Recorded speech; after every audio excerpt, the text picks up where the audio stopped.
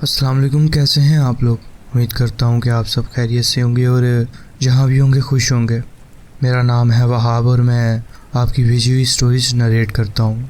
अगर आपके पास भी कोई ऐसा वाक़या है जो आप मुझसे शेयर करना चाहते हैं तो नीचे दिए गए डिस्क्रिप्शन पर मेल कर दें ताकि आगे आने वाली वीडियोस का वो हिस्सा बन सके। तो बढ़ते हैं आज की स्टोरीज़ की तरफ।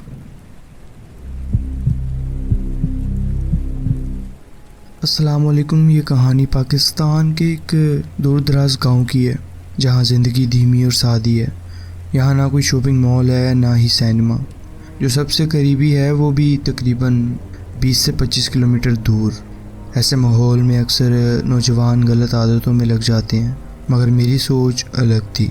मुझे एक अजीब तरीका मिला अपना वक्त गुजारने का। गांव से लगभग आधा घंटा दूर एक पुरानी कब्रिस्तान थी जो एक लंबे और टेढ़े मेढ़े कच्चे रास्ते के आखिर पर थी। ये जगह ज़्यादातर छोटी उम्र के बच्चों की कब्रों से भरी हुई थी जो कि काफ़ी पुरानी थी। कुछ कब्रें सिर्फ टूटे हुए पत्थरों के नीचे ढेर हो चुकी थी और जो नए पत्थर थे वो अब भी वक्त की मार से बुरे हाल में थे।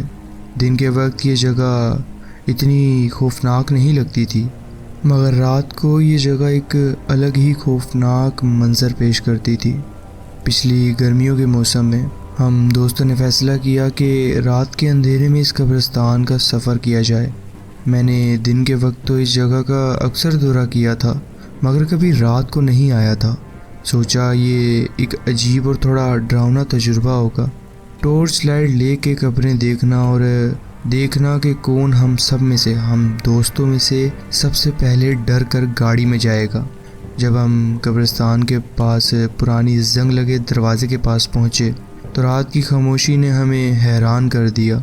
दिन के वक्त परिंदों की हमेशा चहचहाहट होती थी, कीड़े मकोड़े और पत्तों की सरसराहट सुनाई देती थी, मगर यहाँ तो सिर्फ बेपनाह खामोशी थी, जैसे हम किसी खला में खो गए हों। मैंने रात के आसमान की तरफ देखा ताकि कोई सितारा नज़र आए, मगर अंधेरा इतना गहरा था कि हर तरफ तन्हाई महसूस हो रही थी। मैंने गाड़ी चालू रखी और हेडलाइट्स ऑन रखी, जबकि हम बेमकसद कब्रिस्तान में घूम रहे थे। बस कब्रें देख रहे थे और मज़ीद डर का एहसास लेना चाहते थे। कोई भी नशे में नहीं था, बस मॉन्स्टर एनर्जी ड्रिंक पीने की वजह से सब हद से ज़्यादा होशियार हो गए थे।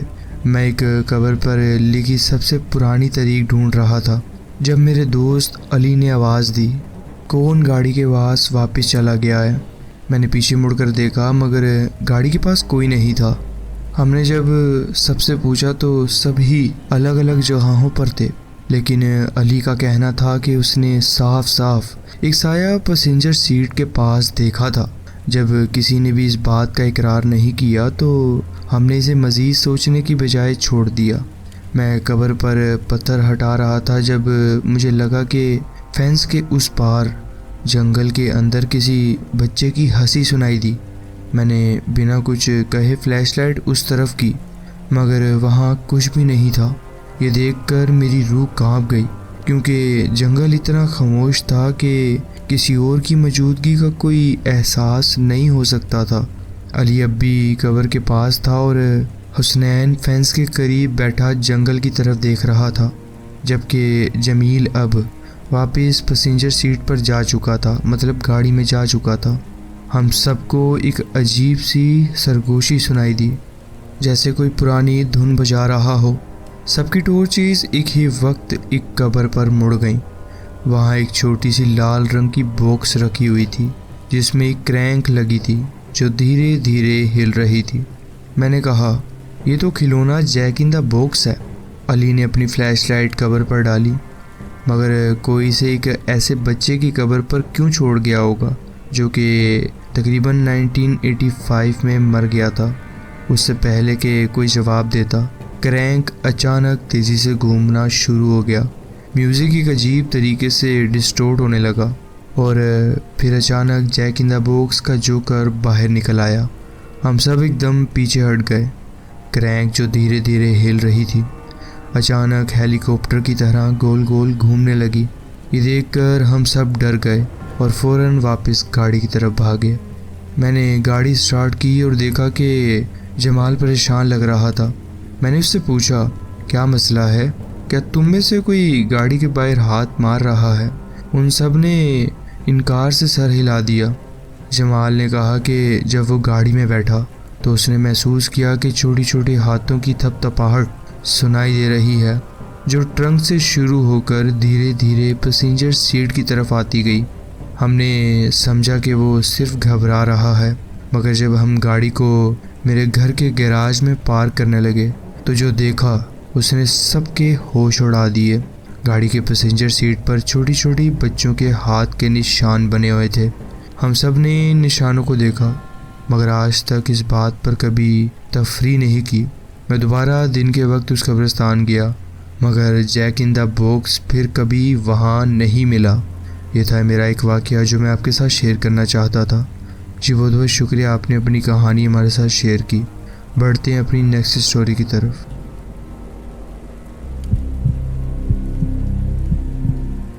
अस्सलाम वालेकुम।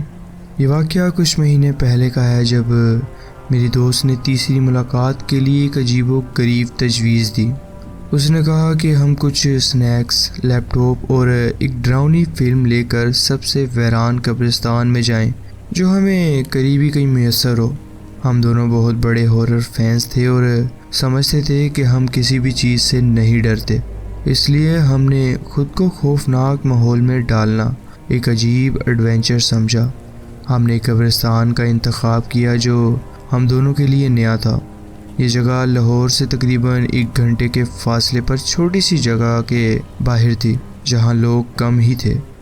जब हम मंजिल पर पहुँचे तो हमें अपनी गाड़ी एक सुनसान रास्ते के पीछे एक पुराने दरख्तों के झुंड के पास पार्क करनी पड़ी, क्योंकि कब्रिस्तान तक कोई सही रास्ता जाता नहीं था जिस पे हम गाड़ी चलाकर ले जा सकते।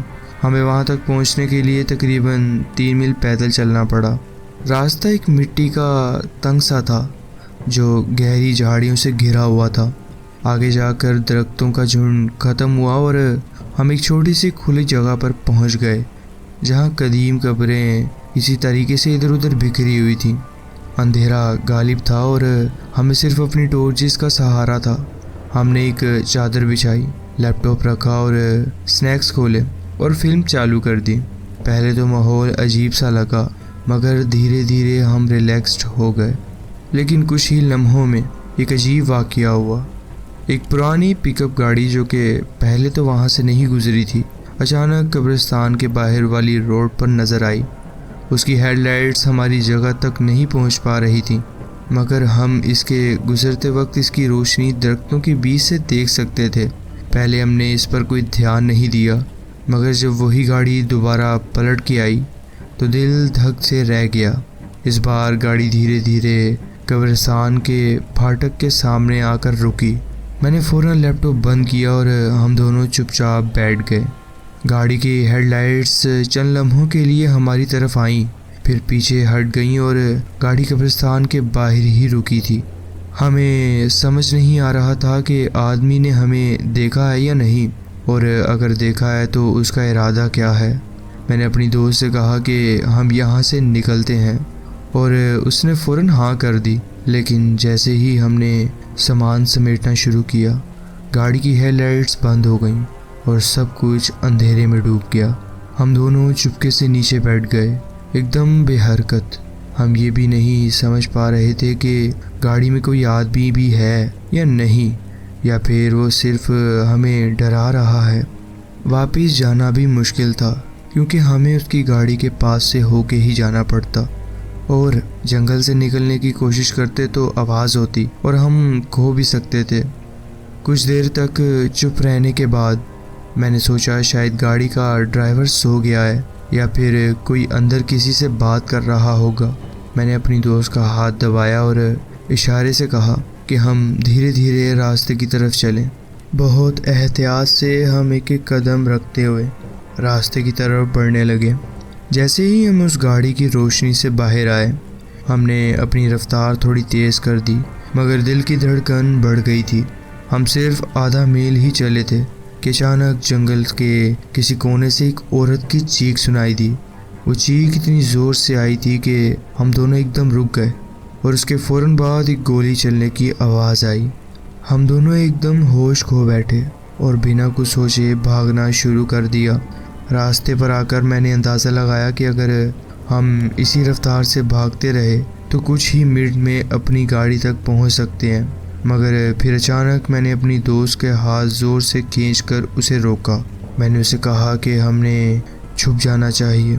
अगर वो पिकअप ट्रक हमारी तरफ आ रही होती तो वो हमसे पहले रास्ते पर होती और हमें देख सकती थी, और अगर हम अपनी गाड़ी तक किसी तरह पहुंच भी जाते तो भी उस आदमी की नज़र हम पर पड़ सकती थी और फिर हम किसी भी सूरत बच नहीं सकते थे। मेरी दोस्त पहले तो समझ नहीं पाई, मगर जब मैंने 2 बार समझाया तब हम फ़ौरन रास्ते के किनारे झाड़ियों में घुस गए। हमने अपनी चादर अपने ऊपर डाली और नीचे लेट गए। ज़मीन गीली थी और नीचे से हमें गीली मिट्टी महसूस हो रही थी। मेरी दोस्त सांस लेने की कोशिश कर रही थी, मगर डर की वजह से उसकी सांस तेज़ थी। मैंने उसके बालों में हाथ फेरा ताकि वो थोड़ी सुकून पा सके। कुछ ही देर बाद मेरी सोच सच साबित हुई। वो गाड़ी वाकई वापस आ रही थी। हमने उसकी हेडलाइट्स देखी जो धीरे धीरे रास्ते से गुजर रही थी। फिर एकदम उसने ब्रेक लगाई और रिवर्स में आकर वहीं रुक गया। मेरी चीख निकलने वाली थी, मगर मैंने अपनी सांस दबाए रखी। वहाँ मैं अंधेरे में पड़ा रहा कि गाड़ी का आदमी नीचे ना उतरे। कुछ देर बाद गाड़ी धीरे धीरे आगे बढ़ गई और रात की खामोशी वापस छा गई, लेकिन हमने अब भी हरकत नहीं की। हमें डर था कि अगर उस आदमी ने हमें देख लिया तो वो शायद पास ही कहीं छुपा हमारा इंतज़ार कर रहा हो। शायद रात भर हम वहाँ छुपे रहे, कभी सो जाते कभी जाग जाते। जब सुबह होने लगी तो हमने सोचा कि अब वक्त हो गया है कि निकला जाए। जैसे ही मैंने उठने की कोशिश की, अचानक करीबी जंगल से एक मोबाइल की घंटी बजने लगी। वो आवाज़ इतनी साफ थी जैसे कोई सिर्फ कुछ मीटर दूर हो। वो मोबाइल सिर्फ 2 दफ़ा बजा और फिर बंद हो गया। हम दोनों वहाँ सीधा लेटे रहे। सांस तक लेना मुश्किल हो गया था उस वक्त। कुछ घंटों के इंतज़ार के बाद जब रास्ते पर आम गाड़ियाँ गुजरने लगीं, तब जाके मैंने हिम्मत की और उठ गए। मैंने अपने दोस्त को कहा कि तुम इधर ही बैठे रहो, और मैं खुद अपनी गाड़ी तक गया ताकि देखूं कि वहाँ कोई है तो नहीं। जब सब ठीक लगा तो उसे आवाज़ दी और हम फ़ौरन गाड़ी में बैठे और सीधा पुलिस स्टेशन पहुँच गए। हम मिट्टी और गंदगी से लथपथ थे, मगर जब हमने पुलिस को सब कुछ बताया तो वो कब्रिस्तान गए, मगर उन्होंने कोई लाश या खून का निशान नहीं मिला। आज भी मुझे समझ नहीं आता कि उस रात क्या हुआ था हमारे साथ। वो गाड़ी वाला आदमी कौन था और वो मोबाइल फ़ोन की घंटी क्यों बजी थी। लेकिन एक बात ज़रूर है, उस रात के बाद हम सिर्फ घर के अंदर बैठे हॉरर मूवीज़ देखते रहे। उसके बाद हमने कभी कोई ऐसा प्लान नहीं बनाया। ये था मेरा एक वाक़या जो मैं आपके साथ शेयर करना चाहता था। जी बहुत बहुत शुक्रिया, आपने अपनी कहानी हमारे साथ शेयर की। बढ़ते हैं अपनी नेक्स्ट स्टोरी की तरफ।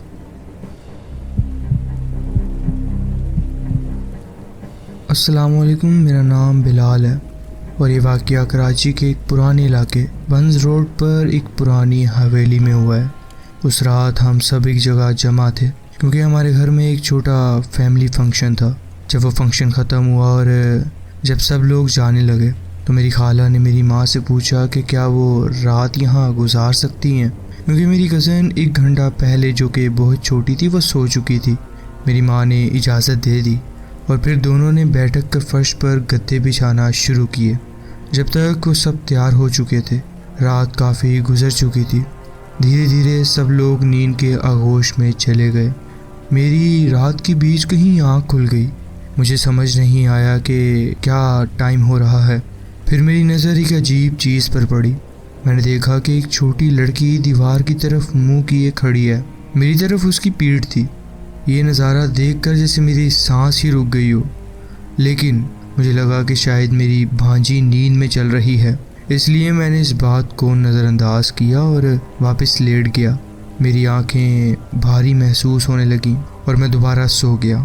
सुबह जब मेरी आंख खुली तो मैंने सुना कि मेरी माँ और खाला आपस में कुछ बात कर रही हैं। मुझे ताज्जुब हुआ, इसलिए मैं उनके पास गया और पूछा कि वो किस बारे में बात कर रही हैं। मेरी खाला ने मुझे बताया कि उनके साथ रात को एक अजीब वाक़या हुआ है। उन्होंने कहा कि रात को अचानक उनकी आँख खुली, मगर वो हिल नहीं पा रही थी। ये सोचकर ही उनका दिल घबरा गया था। फिर उन्होंने सुना कि सीढ़ियों पर किसी के कदमों की आहट हो रही है। जब उन्होंने देखा तो एक अनजान छोटी सी लड़की जो 2 चुटियाँ बांधे हुए और बालों में लाल रिबन लगाए हुए थी, सीढ़ियाँ चढ़ रही थी जो कि मेरे कमरे की तरफ आ रही थी। मेरी खाला बेहरकत बैठक के फर्श पर लेटी रही। जब वो लड़की वापस नीचे आई तो वो सीधा मेरी खाला को देख रही थी। फिर अचानक वो लड़की तेज़ रफ्तार से नीचे खाला की तरफ भागती हुई आई और उन पर छलांग लगा दी। इसी वक्त मेरी खाला ज़ोर से चीख मार कर उठ गई और उनकी चीख सुनकर मेरी माँ और अब्बू फ़ौरन उनके पास भाग कर आए। मैंने उनसे कहा कि मैंने भी एक लड़की देखी थी, लेकिन मुझे लगा कि शायद वो मेरी भांजी थी। लेकिन जब मेरी खाला ने जो लड़की देखी उसका बयान दिया तो मुझे समझ आया कि ये मेरी भांजी नहीं थी। ये इत्तेफाक बहुत अजीब था। कैसे हो सकता है कि मैं पूरी तरह होश में था, चल रहा था जब मेरी खाला ने स्लिप पैरालिसिस का सामना किया, लेकिन हम दोनों ने एक ही लड़की देखी थी। क्या ये कोई रूह थी या फिर कोई शैतानी मौजूदगी? वो लड़की हमारे घर में हमारी खाला पे क्यों हमलावर हो रही थी? मुझे लगता है कि ये सवाल कभी जवाब नहीं पाएगा। ये था मेरा एक छोटा सा वाक़या जो मैं आपके साथ शेयर करना चाहता था। जी बहुत बहुत शुक्रिया, आपने अपनी कहानी हमारे साथ शेयर की। बढ़ते हैं अपनी नेक्स्ट स्टोरी की तरफ। अस्सलाम वालेकुम, मेरा नाम अलीना है। हमने अपना पहला घर लाहौर के एक पुराने इलाके मोजंग में ख़रीदा। ये 900 स्क्वायर फुट का था। एक छोटा मगर आरामदा मकान था जिसमें 3 कमरे और एक बड़ा सेहन था। ये एक बेहतरीन जगह थी एक घराना बनाने के लिए। मैं अपनी शादी से पहले अपने वालिदैन के साथ रहता था, इसलिए ये सब मेरे लिए नया था। बचपन से मैं भूतों की कहानियाँ सुनता आया हूँ और मुझे हमेशा पैरानॉर्मल चीज़ों में दिलचस्पी रही है, लेकिन मैंने कभी खुद ऐसी कोई चीज़ महसूस नहीं की है। शुरू के कुछ महीने बिल्कुल आम गुजरे, फिर धीरे धीरे अजीब चीज़ें होने लगी। एक दिन मैं किचन में अकेला था, खाना बना रहा था, जब अचानक एक कॉइन काउंटर टॉप पर गिरा। मुझे समझ नहीं आया कि कहाँ से आया था, क्योंकि आसपास कोई नहीं था। पैसे हवा में से गिर नहीं सकते थे, लेकिन ये पैसे बिल्कुल ऐसे ही सामने आए थे मेरे। कभी कभी जब मैं और मेरा शौहर टीवी देख रहे होते थे तो लैंप खुद ब खुद बंद हो जाता था, या अगर पहले से बंद होता तो अचानक जलबुझ होने लगता था। टीवी भी कभी कभी बेवजह बंद हो जाता था। हम मजाक में कहते कि शायद भूत को ये प्रोग्राम पसंद नहीं आया, लेकिन हमें समझ आ रहा था कि ये सब अजीब है।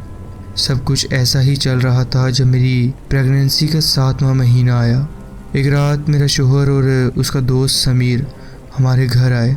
समीर बहुत बड़ा ताकतवर आदमी था जो हमेशा कहता था कि वो किसी चीज़ से नहीं डरता है।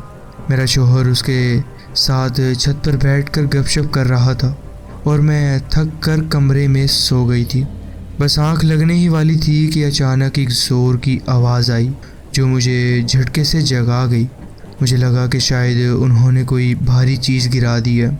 मैं उठकर ड्राइंग रूम तक गई और देखा कि मेरा शौहर वहीं जमा हुआ है, जैसे किसी ने उसे पत्थर बना दिया हो। मैंने पूछा, क्या हुआ, तुम यूं ही क्यों खड़े हुए हो? उसने कांपते हुए उंगली से एक तरफ इशारा किया और बोला, वो देख।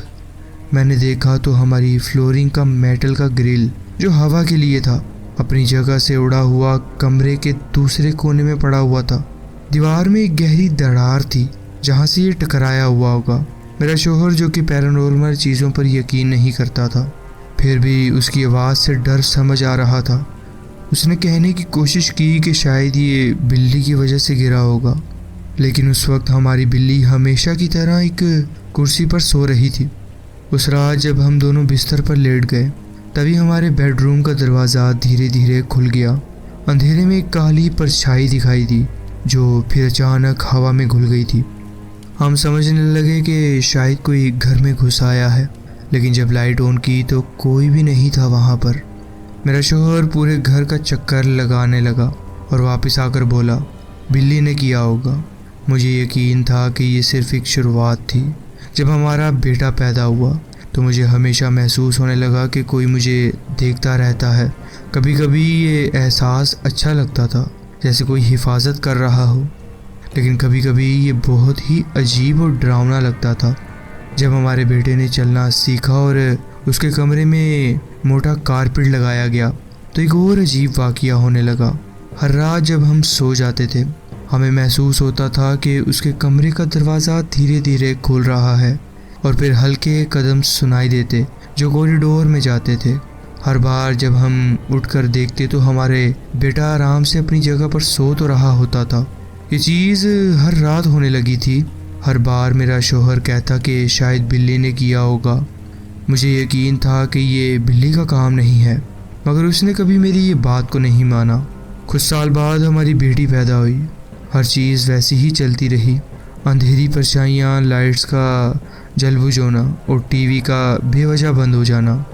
मैं भी अपने बच्चों के साथ खेलती। मुझे महसूस होता कि कोई और भी है जो हमें देख रहा है। आखिर एक दिन हमें ये घर छोड़ना पड़ा। जब मैं अपनी पड़ोसन आमना आंटी से आखिरी मुलाकात कर रही थी तो उन्होंने बताया कि ये घर उनके एक पुराने दोस्त का था जो इसी घर में मर गया था, और ये भी बताया कि उनका कमरा हमारे बेटे का कमरा था।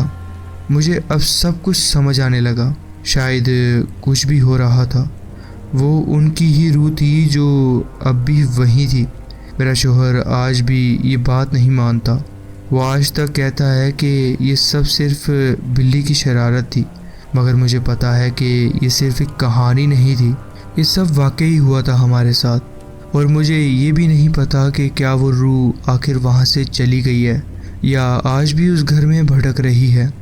ये था मेरा वाकया जो मैं आपके साथ शेयर करना चाहती थी। जी बहुत बहुत शुक्रिया, आपने अपनी कहानी हमारे साथ शेयर की। बढ़ते हैं अपनी नेक्स्ट स्टोरी की तरफ।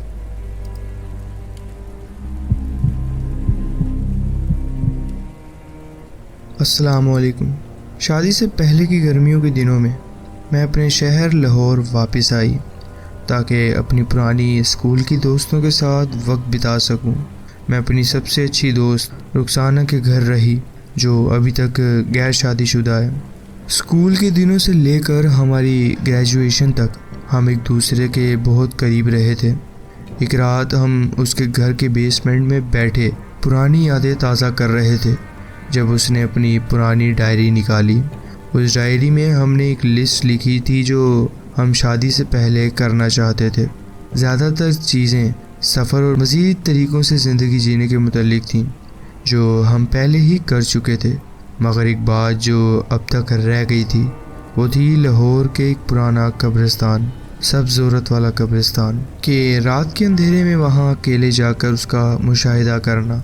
जब हम छोटी थी हमें पैरानॉर्मल चीज़ों में दिलचस्पी थी।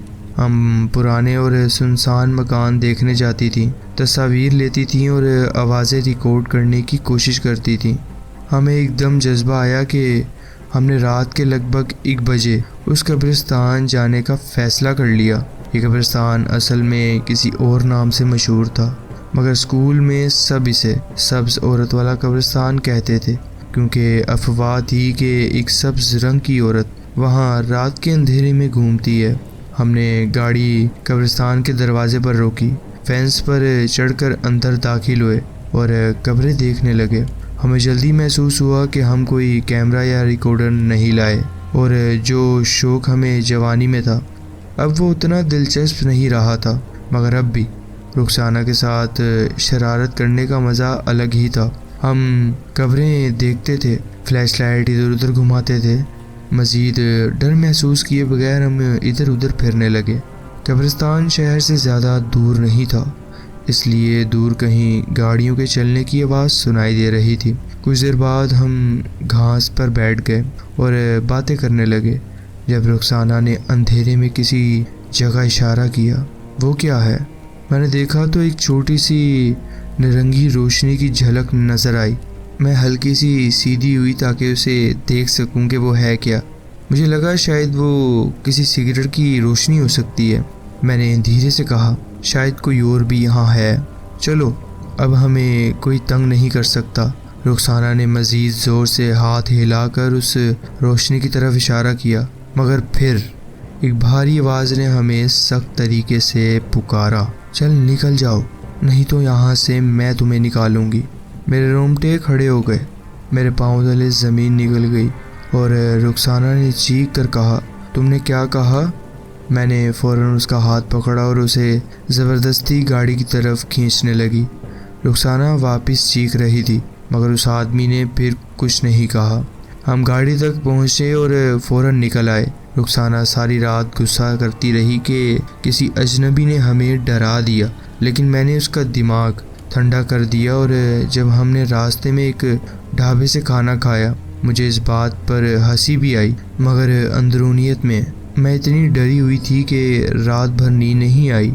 मैंने रुखसाना को नहीं बताया था कि मैं माँ बनने वाली हूँ। ये बात अभी किसी को मालूम नहीं थी, लेकिन उस अजनबी की बात ने मुझे हिला कर रख दिया। कुछ दिनों बाद जब मैं अपने घर वापस जा रही थी तो मुझे एक बार फिर से उस कब्रिस्तान के पास से गुजरने का दिल किया। रात ढल रही थी, लेकिन मैंने सिर्फ गाड़ी रोकी और अंधेरे में कब्रिस्तान की तरफ देखा। कुछ देर तक सब ठीक लग रहा था, मगर फिर उसी जगह एक छोटी नारंगी रोशनी दोबारा चमकने लगी। मैंने फ़ौरन अपनी गाड़ी की हेडलाइट्स ऑन की, मगर वहाँ कोई नहीं था। मैंने बिना वक्त ज़ाया किए वहाँ से गाड़ी मोड़ ली और फिर कभी पीछे मुड़कर नहीं देखा। कुछ चीज़ें सिर्फ मजाक नहीं होती। ये था मेरा एक वाक़या जो मैं आपके साथ शेयर करना चाहती थी। जी बहुत बहुत शुक्रिया, आपने अपनी कहानी हमारे साथ शेयर की। ये कहानी पाकिस्तान में लाहौर के एक पुराने इलाके में हुई है, जहाँ पुराने तर्ज के घर और इमारतें हैं। मैं अपनी 2 साल की बेटी के साथ एक पुराने मकान में शिफ्ट हुई। ये मकान तकरीबन 200 साल पुराना था और इसके साथ एक अलग गैराज भी था। मैं निचली मंजिल पर रहती थी और ऊपर वाली मंजिल पर एक अधूरा अपार्टमेंट था जो अभी तक मुकम्मल नहीं हुआ था। उस वक्त इस पूरी बिल्डिंग में सिर्फ हम ही रहते थे। मैं बहुत खुश थी कि मुझे ये नया घर मिला। ये मेरी ज़िंदगी का एक नया आगाज़ था, क्योंकि मैं अपनी माँ के साथ 2 साल से रह रही थी, जब से मुझे अपने जालिम एक्स फियांसे को छोड़ना पड़ा था। मगर ये खुशी ज़्यादा देर तक नहीं रही। पहली रात जब हम वहाँ गए, मुझे हमेशा से महसूस होता था कि मुझे कहीं से कोई देख रहा है, बस मेरी नज़र से थोड़ा परे। जितनी भी कोशिश करती, ये एहसास ख़त्म नहीं हो पा रहा था। पहले मुझे लगा कि शायद ये सिर्फ मेरा वहम है या फिर मेरी गुजरी हुई ज़िंदगी के तजुर्बात मुझे पैरानॉइड बना रहे हैं। मैंने बाथरूम में एक छोटी सी रोशनी जलाई जो हालवे को रोशन रखती थी, ताकि मुझे अपने कमरे के दरवाजे से सब कुछ साफ नज़र आए। लेकिन फिर कुछ अजीब होने लगा। कुछ दिन गुजरने के बाद हर रात मुझे ऊपर वाले अपार्टमेंट से कदमों की आवाज़ सुनाई देने लगी। पहले तो मुझे लगा कि शायद मैं गलत सुन रही हूँ, मगर जब ये हर रात होने लगा तो मैंने अपने लैंडलॉर्ड से रब्ता किया और पूछा कि क्या कोई नया ख़रीदार आया है या कोई आदमी रात को वहाँ काम कर रहा है। उसने कहा नहीं, मगर ये भी कहा कि ये बिल्डिंग बहुत पुरानी है, शायद लकड़ी सूखने या फिर हिलने की वजह से आवाज़ आ रही होगी। मुझे इस बात का यकीन नहीं था, क्योंकि मैंने अपने बचपन का घर भी एक पुरानी बिल्डिंग में गुजारा था और लकड़ी का सूखना या हिलना किसी के पत्थर वाले जूते पहन के ऊपर चलने जैसा नहीं लगता था। मगर लैंडलॉर्ड को बेहतर पता होगा, ये सोच के मैंने इस बात को छोड़ दिया। लेकिन फिर ये चीज़ मुझे अजीब लगती थी। मुझे पता है कि सुनने में अजीब लगेगा, मगर मुझे महसूस होता था कि फर्नेस जैसे ज़िंदा है। ये आम फर्नेस की तरह आवाज़ नहीं करता था। कभी कभी जब ये बंद भी होता था, तब भी अजीब सी गुनगुनाहट से गिरगिराने की आवाज़ें आती थीं। कभी कभी तो ये ऐसी आवाज़ निकालता जैसे कोई शिकार में फंसा ज़ख्मी जानवर हो। ये बहुत ही ज़्यादा बेचैनी पैदा करने वाला तजुर्बा था। जब ये फर्नेस ऑन होता, मेरी बेटी रात को उठ जाती थी और पहले धीरे धीरे बोलती रहती, जैसे किसी से बात कर रही हो। लेकिन जैसे ही फर्नेस गिरगिराने लगता, वो पहले हंसना शुरू करती, फिर उसकी बातों का लहजा बदल जाता। अगर मुझे नहीं पता होता कि ये सिर्फ एक मशीन है तो मैं कह सकती थी कि मेरी बेटी और फर्नेस एक दूसरे से बात कर रहे थे। एक रात वो आम दिनों की तरह हंसती बोलती रही, फिर अचानक फर्नेस बिल्कुल चुप हो गया और इससे पहले कि मैं कुछ समझ पाती मेरी बेटी ज़ोर ज़ोर से चीख कर रोने लगी। मैं और मेरा शोहर भाग के उसके कमरे में गए। वो अपनी छोटी सी बिस्तर पर लेटे हुए सीधा छत की तरफ देख रही थी, काँप रही थी और चीख रही थी। मैं उसे उठाकर अपने पास सुलाने ले आई। उस रात फर्नेस ने दोबारा कोई आवाज़ नहीं निकाली, लेकिन उसी रात जब मैं अपनी बेटी के साथ बिस्तर में लेटी हुई थी, अचानक मुझे महसूस हुआ कि हवा बहुत भारी हो गई है। सांस लेना भी मुश्किल हो रहा था। मैंने इधर उधर देखा और हालवे के आखिर में एक स्याह सा साया बना दिखाई दिया मुझे, जो मुझे और मेरी बेटी को देख रहा था। मैं बस उसे घूरती रही जब तक कि वो धीरे धीरे गायब नहीं हो गया।